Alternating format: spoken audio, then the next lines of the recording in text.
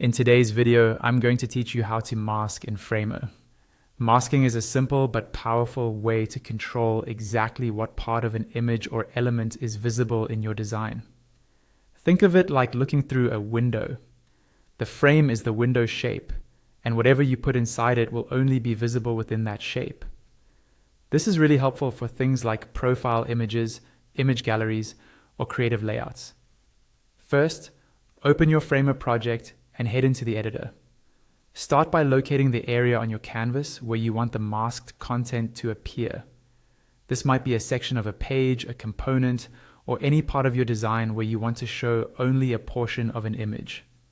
To create the mask, press the F key on your keyboard to activate the frame tool. Then click and drag on the canvas to draw a frame. This frame will act as the mask shape. You can resize it and reposition it until it looks exactly how you want.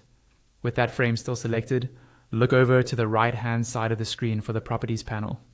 In the Properties panel, scroll down until you see the section labeled Styles. Under Styles, find the Overflow setting. This is important because Overflow controls what happens to any content that extends beyond the frame's boundaries. Set Overflow to Clip. By choosing Clip, you're telling Framer to hide anything that goes outside the frame, which is what creates the masking effect. Now it's time to add the item you want to mask. In this example, we'll use an image. Go to the top left of the screen and click on the Insert button. In the search field, type Image, then drag and drop the image element directly into the frame you just created. Make sure the image layer is nested inside that frame in the left-hand layers panel, not beside it. If needed, you can drag it into the frame layer. With the image selected, look again at the Properties panel on the right and scroll to the Styles section. Under Styles, find Fill. Click the field to the right of Fill and then choose the option to select an image. Your computer's file browser will open.